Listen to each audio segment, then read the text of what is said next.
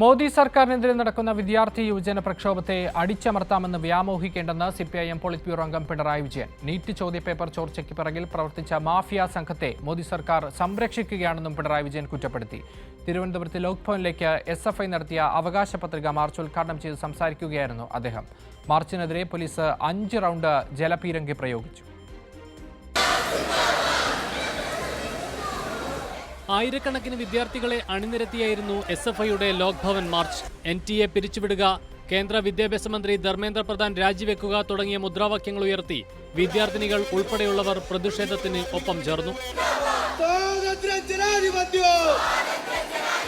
CPIM polit bureau അംഗം പിണറായി വിജയൻ അവകാശ പത്രിക മാർച്ച് ഉദ്ഘാടനം ചെയ്തു. ഈ വലിയ തട്ടിപ്പിന് നേതൃത്വം കൊടുത്ത മാഫിയയുടെ തലവന്റെ പേർ പോലും നമ്മുടെ രാജ്യത്ത് വലിയ തോതിൽ പ്രചരിപ്പിക്കപ്പെടുന്നില്ല. അതിന് കാരണം അവരെ വൻതോതിൽ സംരക്ഷിക്കുന്നു എന്നുള്ളതാണ്.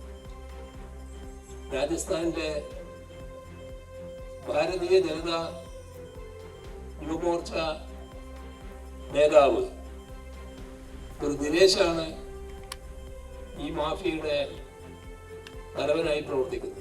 തുടർന്ന് ബാരിക്കേഡിന് മുന്നിൽ പ്രതിഷേധിച്ച വിദ്യാർത്ഥികൾക്കെതിരെ പോലീസ് 5 തവണ ജലപീരങ്കി പ്രയോഗിച്ചു.